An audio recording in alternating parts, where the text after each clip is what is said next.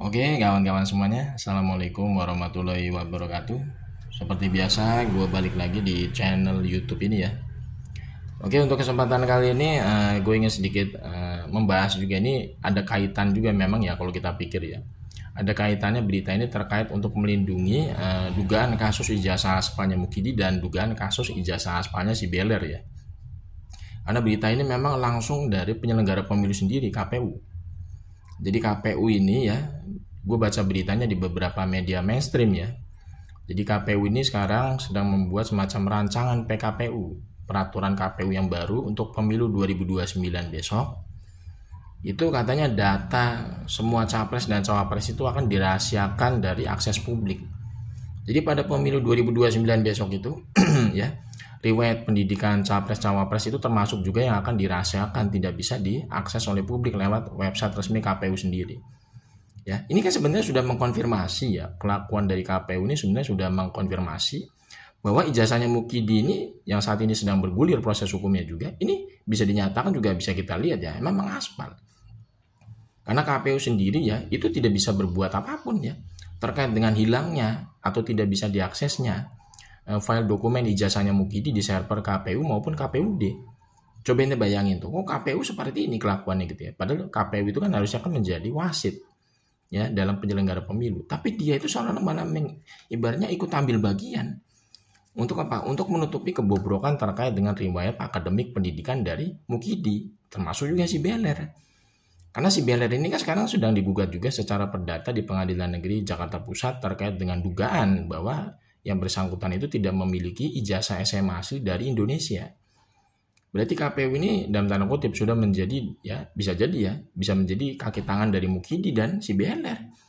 Kenapa bisa dikatakan seperti itu? Pertama, KPU ini kan sekarang membuat PKPU ya, peraturan KPU terbaru itu istilahnya tuh merahasiakan ya data-data capres dan cawapres maupun istilahnya riwayat pendidikannya itu dari akses publik. Berarti kan sebenarnya KPU sekarang itu dalam tanda kutip ya, bisa jadi mereka itu ya istilahnya nggak peduli ya terkait dengan dokumen file ijazahnya Mukidi yang nggak bisa diakses oleh publik sekarang di server KPU maupun KPUD.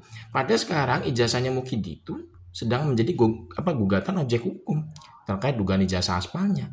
Tapi KPU sengaja memang ya membuat PKPU ini supaya apa? Supaya file dokumen ijazahnya Mukidi di server KPU maupun KPUD itu memang sengaja tidak bisa diperlihatkan ke publik. Karena takut apa? Karena takut ketahuan aspal. Seperti apa? Seperti analisa dari Bang Rismon dan kawan-kawan lewat digital forensik. Sebenarnya bisa ya diakses itu lewat digital forensik bisa. Apakah itu asli atau aspal bisa. Karena menggunakan JPEG saja, itu kan kalau file dokumen di server KPU misalkan menggunakan PDF ya, itu bisa. Atau JPEG misalkan, bisa itu dianalisa menggunakan digital forensik apakah itu asli atau aspal. Jadi pihak KPU ini juga ibaratnya ya ikut terlibat sebenarnya untuk melindungi dugaan kasus ijazah aspalnya Mukidi. Lewat apa? Lewat rencana mereka saat ini untuk membuat PKPU yang terbaru untuk pemilu 2029. Itu yang pertama. Kemudian yang kedua ya, ini sebenarnya ada keterlibatan juga dari KPU sendiri untuk melindungi dugaan kasus ya si Beler ini ya yang tidak sama sekali sama sekali tidak memiliki ijazah SMA yang asli di Indonesia. Berarti KPU ini ingin meloloskan si Beler supaya bisa menjadi capres pada pemilu 2029 besok. Karena apa? Karena ini kan sudah menjadi gugatan hukum ya si Beler ini, posisinya sekarang menjadi wapres. Dia itu digugat secara perdata di Pengadilan Negeri Jakarta Pusat. Karena tidak memiliki ijazah SMA. Nah, pihak KPU ini membuat PKPU yang terbaru ini supaya apa? Supaya publik itu nggak bisa mengakses dokumen file ijazahnya si Beler ini pada pemilu 2029 besok.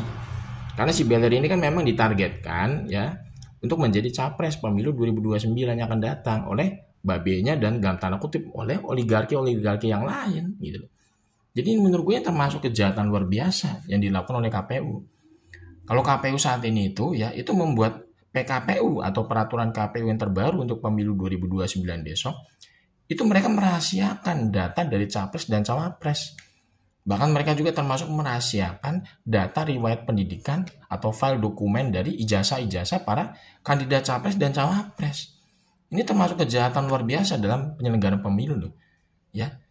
Berarti ini KPU ini sekarang sudah terlibat sebenarnya untuk apa? Untuk menghasilkan produk kepemimpinan yang rusak. Tidak ada yang namanya kejujuran, tidak ada yang namanya integritas, tidak ada yang namanya keterbukaan. Bayangin tuh, akses data riwayat pendidikan dari capres dan cawapres itu nggak bisa diperlihatkan oleh publik lewat peraturan KPU yang terbaru pada pemilu 2029 besok. Berarti ini udah jelas ini KPU ini terlibat sebenarnya dalam perusakan sistem demokrasi. Karena tidak apa? Karena tidak memberikan akses publik yang besar untuk mengakses biodata para kandidat capres dan cawapres. Gitu kan? Ini sebenarnya udah nggak bisa ditolerir loh kelakuan dari KPU ini loh.